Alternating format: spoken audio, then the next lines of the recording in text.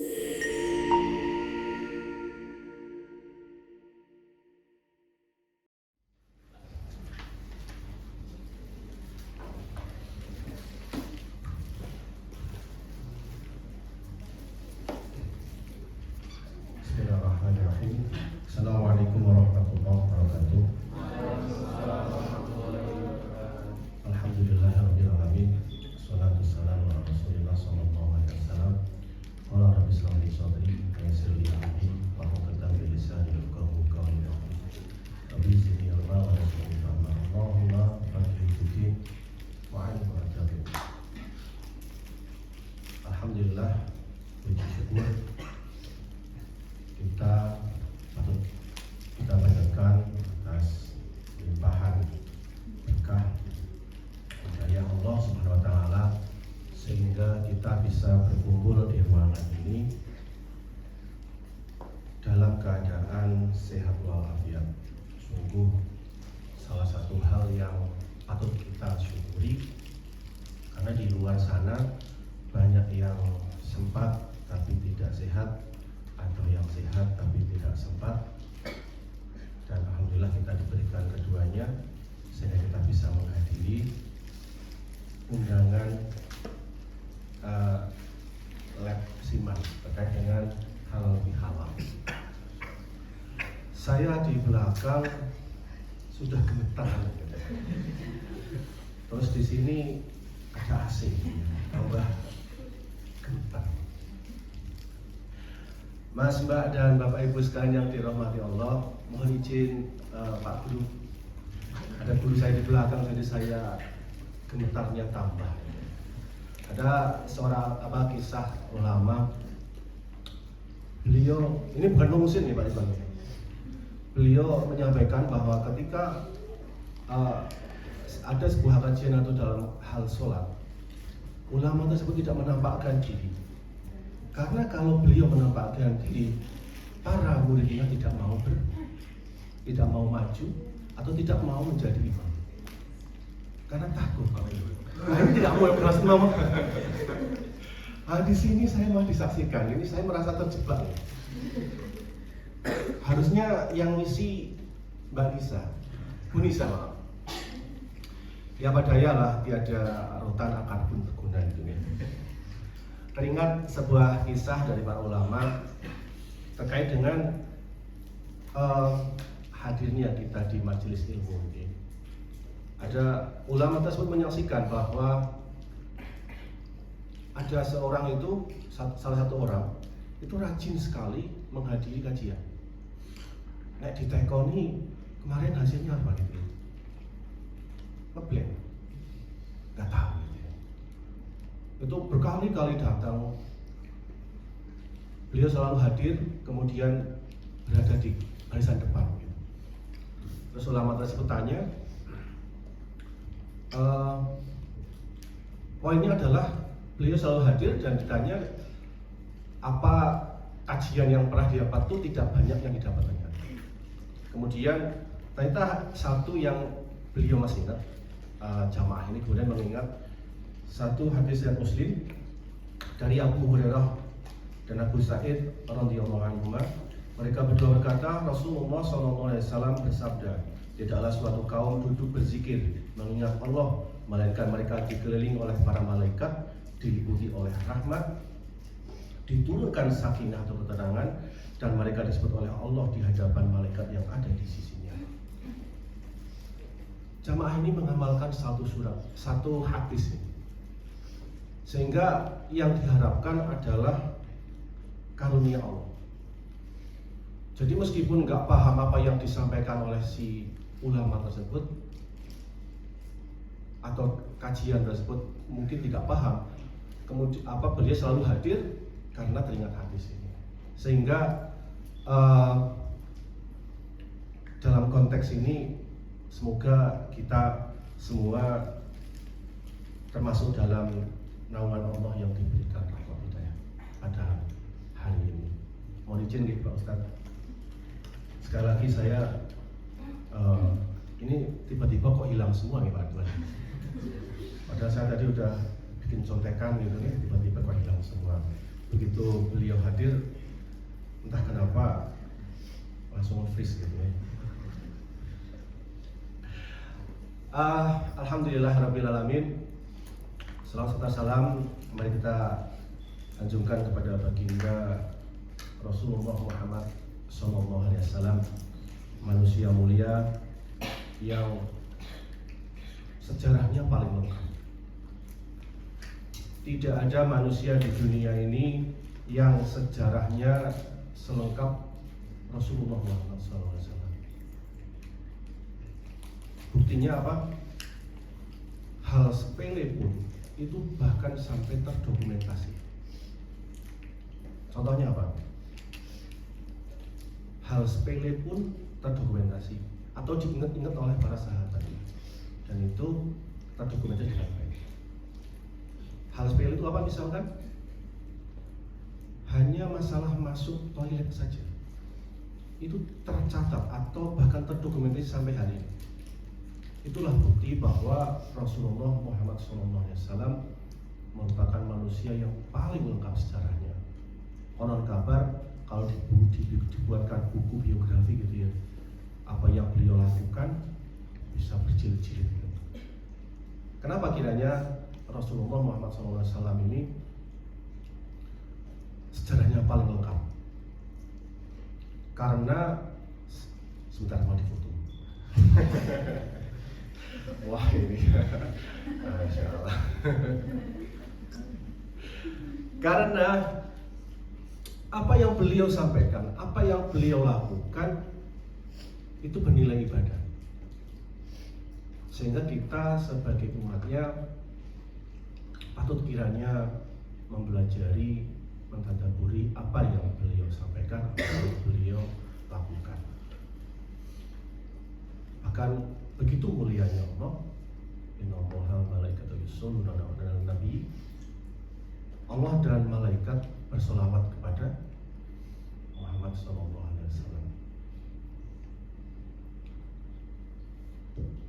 Sehingga ada beberapa hadis yang menyebutkan bahwa salah satu amalan sunnah yang ditekankan di hari Jumat adalah memperbanyak sholawat kepada baginda Rasulullah Muhammad SAW.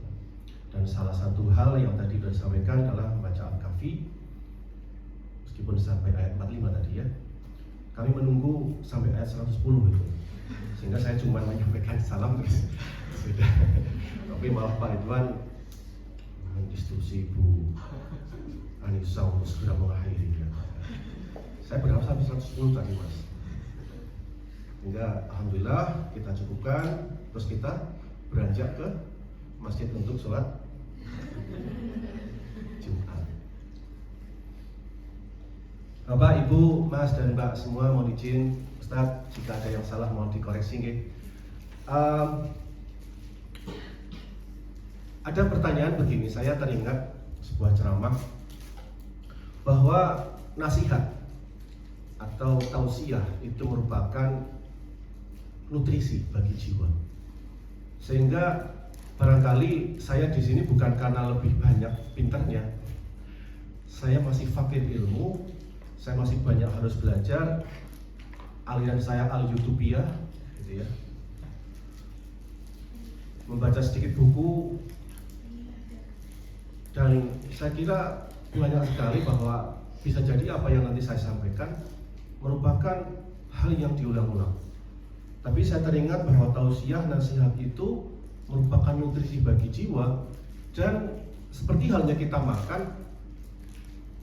sepertinya dari kecil kita makan itu aja. Kalau saya mau bilang makan nasi, tapi sudah agak ada yang udah nggak makan nasi gitu ya.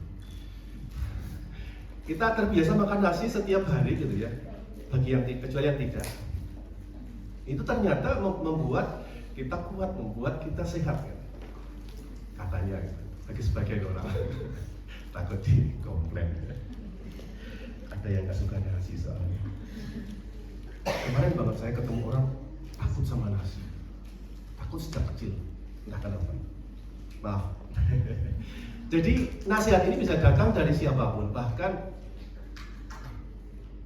ada ayat kauliyah yang bisa kita belajar dari apapun yang ada di sekitar kita. Bahkan suatu ketika di masjid kami ada anak-anak yang kemudian ditugaskan, anak muallimin ditugaskan untuk berceramah gitu ya. Karena memang ada tugas dari sekolah. Kemudian begitu naik mimbar, kira-kira seperti saya kira. Jangan lihat siapa yang bicara, tapi dengarkan apa yang dibicarakan gitu kan. Kalau bermanfaat monggo nanti diambil, kalau khilaf mohon dimaafkan. Disclaimer terlebih dahulu ini. Ya, tausiah nasihat itu adalah nutrisi jiwa. Kemudian ada suatu kejadian, pertanyaan dari jamaah. Ini kejadiannya berulang-ulang dan bahkan Rasulullah SAW banyak melakukan perulangan karena tadi bisa jadi umatnya ini lupa gitu ya. Tadi disampaikan, sekarang lupa, atau sekarang disampaikan, besok lupa. Ketika setiap hari Jumat kita selalu diingatkan untuk meningkatkan ketakwaan gitu. Bahkan selalu, karena itu salah satu rukun yang harus disampaikan khotib adalah mengingatkan bahwa kita harus meningkatkan atau menjaga ketakwaan kita kepada Allah. Dan itu selalu kita ingatkan. Ada sebuah kejadian, ada seorang muslimah zaman Rasulullah yang dia sampai hafal satu surat karena Rasulullah itu pada saat khutbah selalu menyampaikan itu. Indikasinya bahwa ini seorang perempuan yang tidak ikut Jumatan, mungkin hanya terdengar samar-samar, tapi ketika disampaikan berulang-ulang dia sampai menghafal surat Qaf karena disampaikan oleh Rasulullah secara berulang-ulang. Nah, ini menandakan bahwa nasihat yang sama juga bisa kita lakukan berulang-ulang. Sehingga kalau nanti yang coba saya sampaikan sama atau bahkan sudah sangat hafal, ya itulah kemudian semoga ini jadi benefisi bagi jiwa kita semua. Bapak Ibu, Mas Mbak semua yang dirahmati Allah. Dalam suatu majelis ada pertanyaan begini kira-kira. Wahai Ustadz, mana yang lebih afdol, ibadah di bulan Sya'ban atau Rajab gitu kira-kira. Kemudian Ustadz menjawab. Jawabannya apa kira-kira?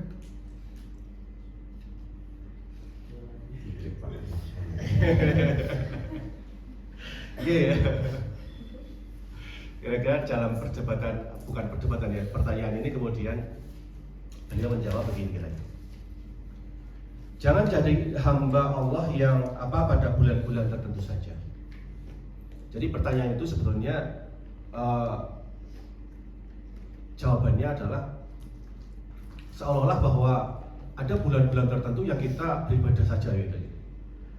Sehingga ulama ini menjawab, jangan jadi hamba Allah hanya pada bulan tertentu saja, tapi jadilah hamba Allah di sepanjang usia. Di sepanjang usia. Karena kita tidak akan tahu bahwa umur kita sampai kapan. Kita tidak akan tahu bahwa barangkali setelah ini kita tidak ada juga, kita tidak ada yang tahu karena sebuah misteri. Sehingga patut kiranya bahwa kita menjadi hamba Allah yang taat itu adalah sepanjang usia kita. Bapak Ibu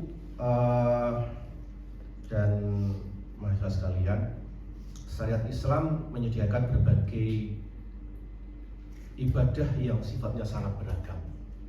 Ada kaidah, jika tidak mampu mengerjakan semua maka jangan tinggalkan yang penting, kira-kira gitu. Di sini penting itu bisa bermakna yang dirutinkan. Jadi pada zaman Rasulullah SAW juga Rasulullah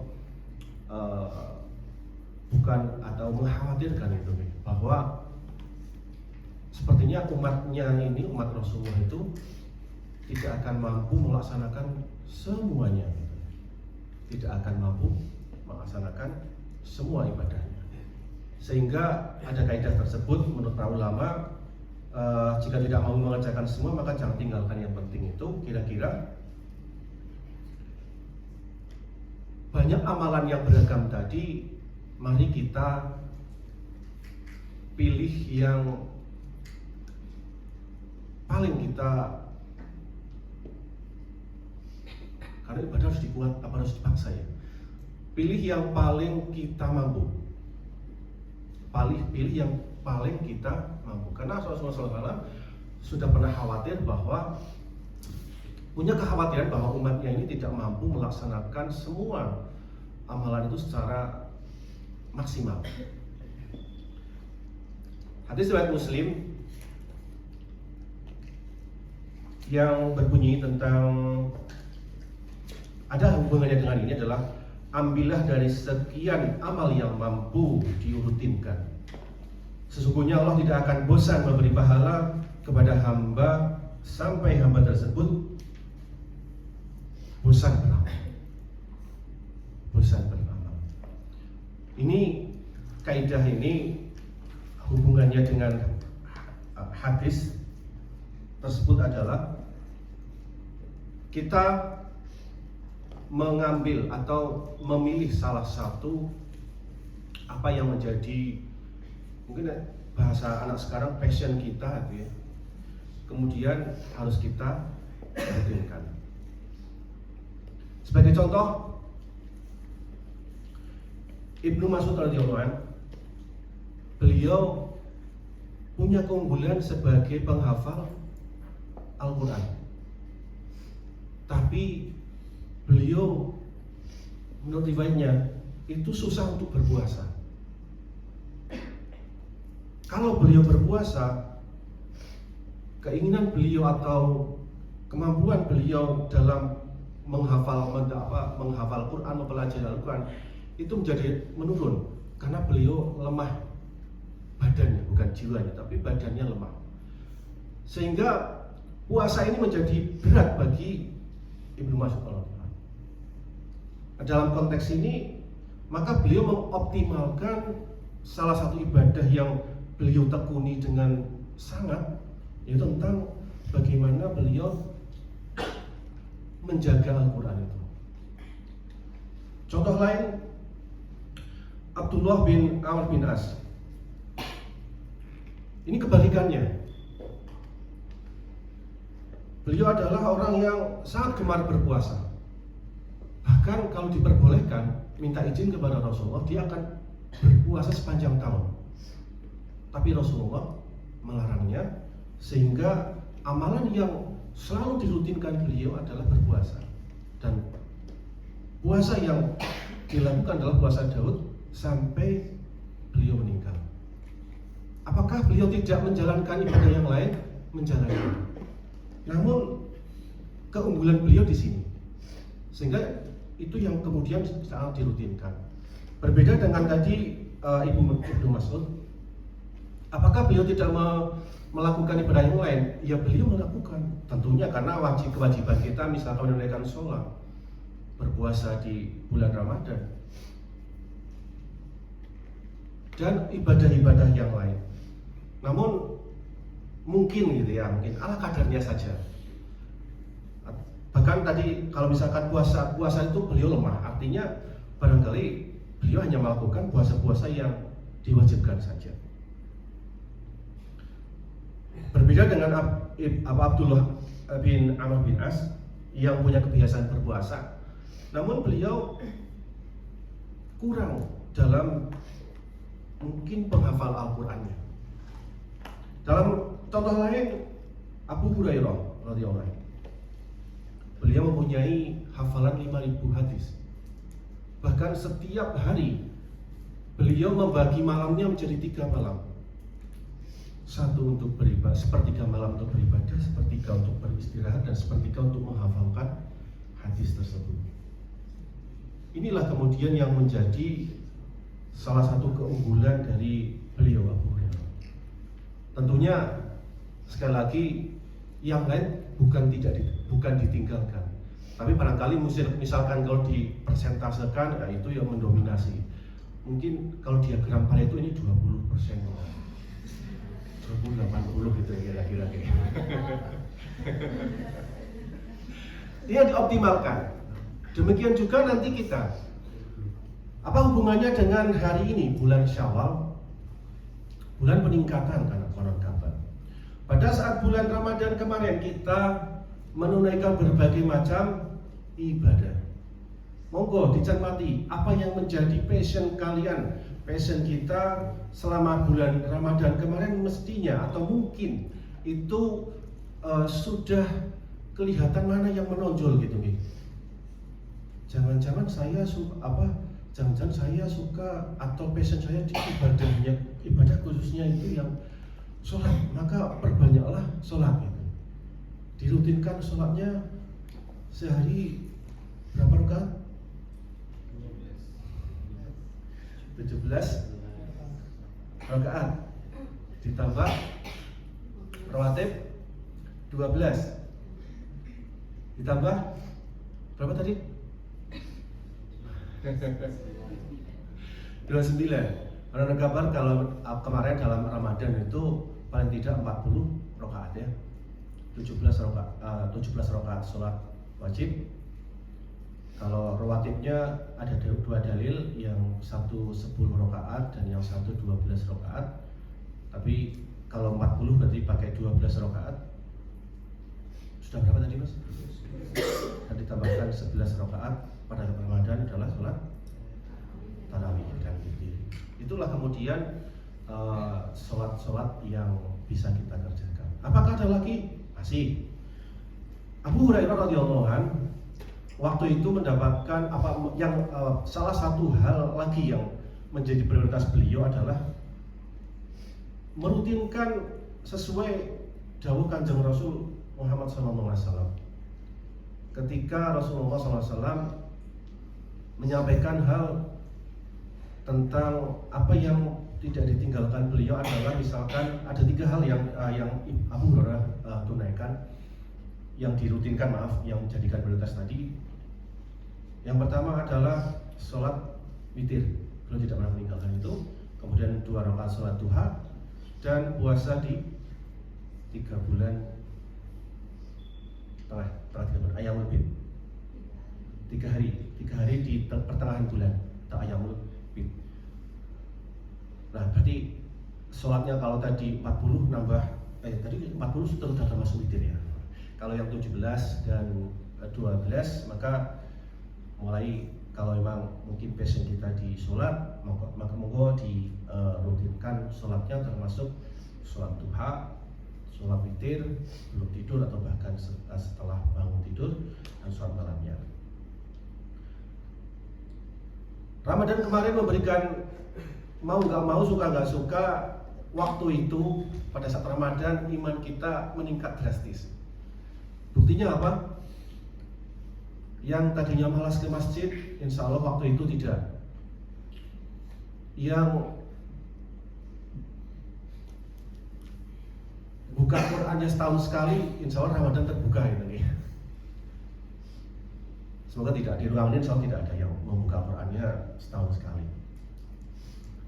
Yang mungkin baca Qurannya tiap hari Jumat saat Ramadan barangkali sudah 1 kali hatam dalam 1 bulan, atau 2 kali, atau bahkan 3 kali, atau bahkan 4 kali hatam di 1 bulan tersebut. Sehingga bulan tarbiyah tersebut, bulan Ramadan tersebut memberikan peningkatan yang luar biasa keimanan kita. Kenapa? Karena kita secara sukarela, awalnya mungkin terpaksa ya, akhirnya dengan sukarela kita melaksanakan ibadah-ibadah kita selama 1 bulan Ramadan penuh. Nah, sekarang kita tinggal lihat bulan Syawal ini. Mas dan Mbak sekalian, Bapak Ibu yang dirahmati Allah, kita tinggal lihat kondisi sekarang ya. Bagaimana kondisi masjid hari ini pada saat sholat fardu. Jamaah sholat subuh paling gampang dilihat itu biasanya yang hadir itu orang-orang yang umurnya udah 40 ke atas biasanya. Betul nggak? Iya Mas.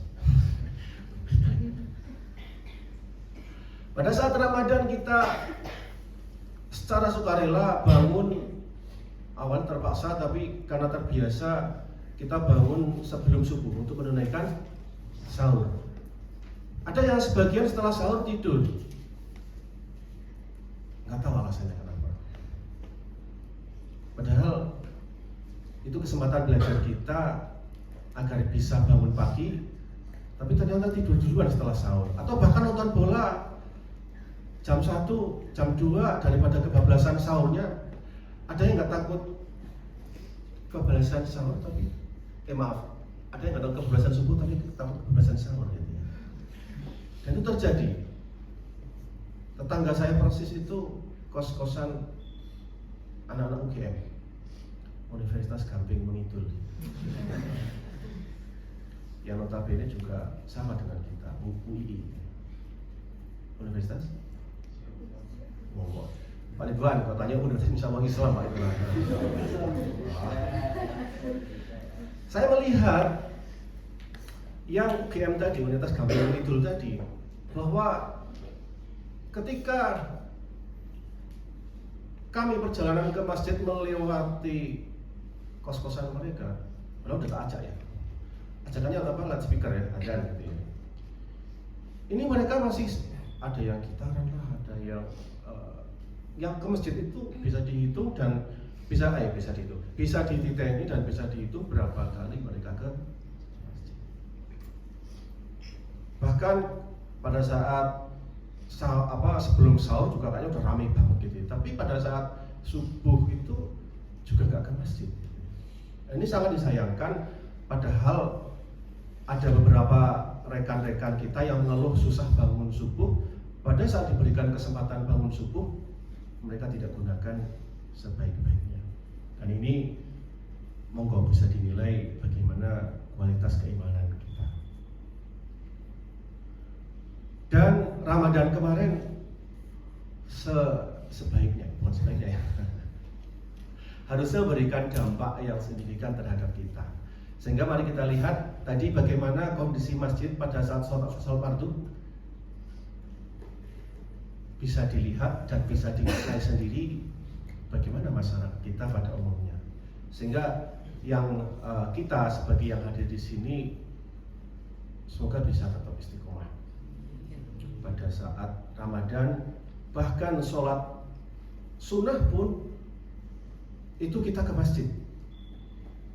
Rasulullah menganjurkan bahkan sebaik-baik sholat itu di rumah, kecuali sholat fardu. Nah, ini malah kebalikannya.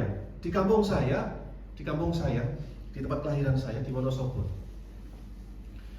saya menyaksikan banyak sekali pada saat azan Isya mereka malah di rumah. Begitu sudah ada woro-woro mau tarawih, itu mereka berlarian untuk mengejar sholat tarawihnya. Saya mau mengingatkan, ya aku sopo gitu. Saya ingatkan ya, sebatas saya gantikan saja. Tapi ini menjadi gambaran bahwa di sekitar kita masih banyak memang perlu edukasi. Tugas kita semua adalah bagaimana menyampaikan dakwah, dan dakwah merupakan kewajiban kita semua. Sehingga saya berani di sini karena itu.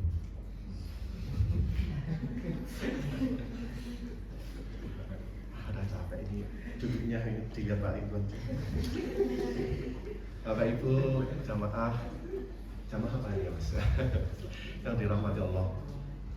Ya, sehingga mari kita benar-benar bahwa bulan Ramadan sebagai bulan tarbiyah semoga bisa memberikan dampak kepada kita, sehingga Syawal ini kita bisa meningkat ibadah kita di bulan Syawal ini.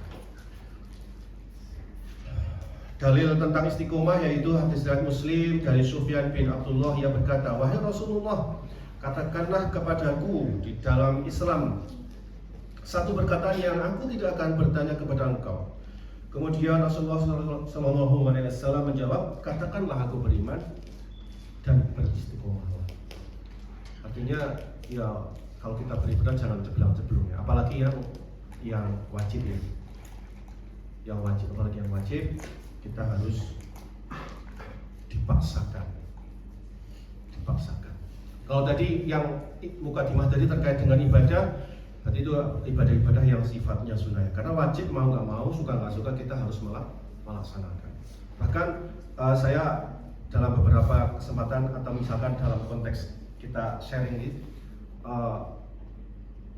sholat itu jangan pernah ditinggalkan. Karena mohon maaf izin ya Pak, di kelas tuh kadang misalnya saya tanya siapa yang hari ini sholat subuh gitu ya, yang ngacung tidak lebih dari separuh gitu ya. Kemudian saya ya jangan turun dulu. Siapa yang sholat subuhnya di awal waktu, dari kurang dari 50% tersebut turun hampir 50% dari yang ngacung gitu ya. Kemudian siapa yang sholat subuh di masjid, turun semua tangan, atau bahkan satu orang gitu ya. Ini jadi PR kita bersama. Masih banyak rekan-rekan kita yang ternyata dalam menunaikan ibadah wajibnya itu masih bolong. Semoga sekali lagi Ramadan memberikan dampak kepada kita terkait dengan ibadah kita. Bapak Ibu, Mas Mbak sekalian yang dirahmati Allah,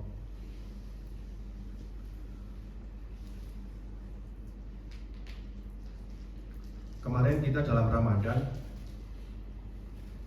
berpuasa itu ada dalilnya enggak? Ada nggak? Kita diberitakan untuk apa? Berpuasa ya. Dalilnya? Paling populer. Kenapa Pak Ridwan? Nah, 183. Artinya apa Mas? Ya ayyuhalladzina amanu kutiba alaikumusiyam kama kutiba alal ladzina min qablikum la'allakum tattaqun. Allah di sini memerintahkan kita untuk berpuasa. Saya teringat pada saat pengajian dosen Pak Feris menyampaikan sebuah hadis terkait dengan apa itu perintah, apa pentingnya perintah itu terhadap kita sebagai umat manusia. Ini sebuah kisah riwayat yang menceritakan tentang malaikat Jibril, yang malaikat Jibril diciptakan. Beliau adalah sebagus-bagus makhluk gitu ya. Setelah diciptakan, kemudian beliau bertanya, wahai Allah, apakah ada makhluk lain yang sebagus saya? Nggak ada gitu. Sehingga wujud syukurnya Jibril sholat 2 rakaat. 1 rakaatnya 20.000 tahun. Berarti kalau 2 rakaat ya ping pindho lah nggih. Kemudian setelah Jibril itu sholat 2 rakaat selama 40.000 tahun,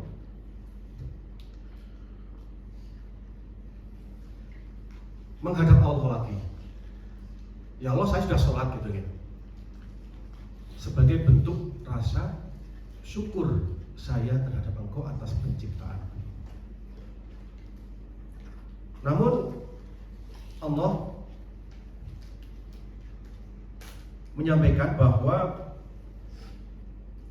besok pada akhir zaman akan ada seorang manusia mulia, Muhammad Rasulullah SAW, yang punya umatnya ini lemah, bahkan senantiasa berbuat dosa. Tapi lebih aku sukai sholatnya umat Rasulullah ini, meskipun dia sholatnya 2 rakaat, sholatnya sholat tuh Allahu Akbar, aduh kunciku ning kono. Tingkat kehusuannya itu mungkin hanya 20% saja, parito lagi. Tapi Allah lebih suka sholatnya umat Rasulullah Muhammad SAW ini daripada sholat engkau yang 40.000 tahun. Kenapa kira-kira? Karena sholatnya malaikat Jibril itu atas kehendaknya malaikat Jibril sendiri sebagai wujud rasa syukurnya. Sedangkan umat Rasulullah Muhammad SAW menunaikan sholat 2 rakaat atas perintah Allah. Artinya ketika kita menunaikan puasa Ramadan kemarin dan atas perintah Allah, ini dalam konteks ini maka Allah menyukai kita.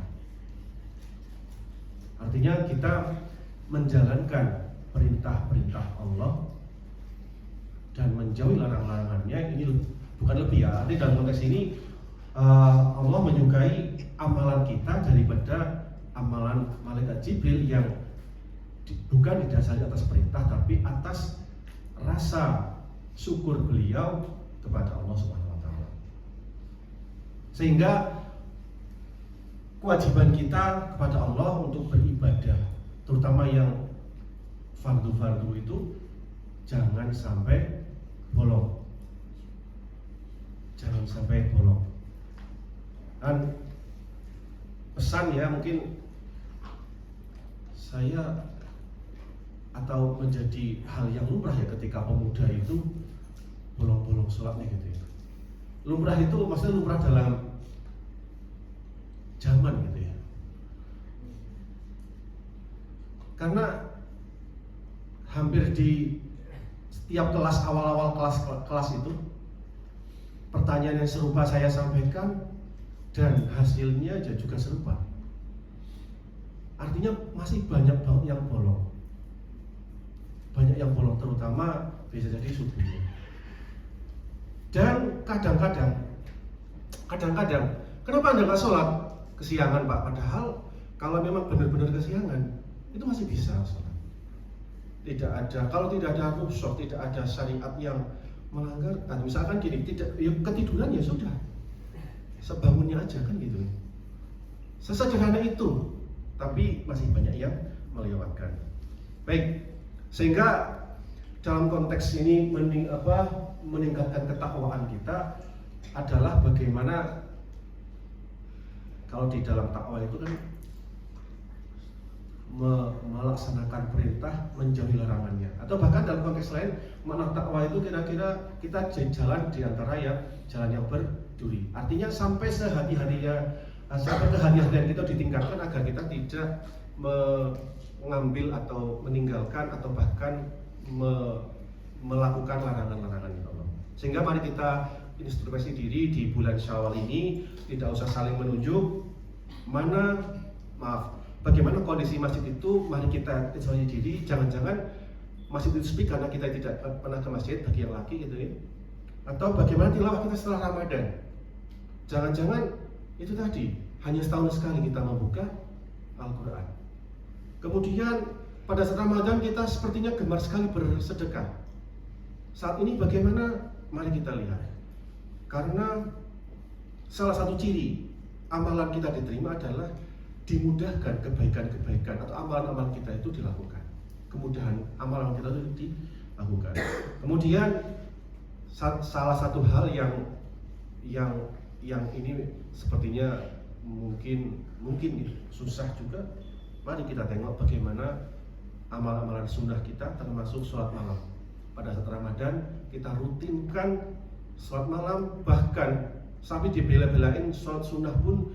Pokoknya gimana caranya kita ke masjid dan seterusnya.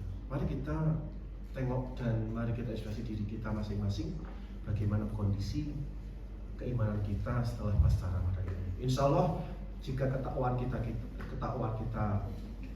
minimal tetap dan alhamdulillah meningkat, maka silaturahmi kita akan tetap terjaga dan kebersamaan kita. Kalau silaturahmi kemudian kebersamaan, kalau maaf-maafan tidak harus bulan Syawal ya. Kalau maaf-maafan itu ketika berbuat salah, ya mari kita saling memaafkan gitu ya. Jangan nunggu setahun. Begitu lu salah, kita tunggu Syawal ya. Mohon maaf lah ya. Enggak usah, tapi mari kita kalau kita berbuat salah, mari kita minta maaf untuk kepada Allah.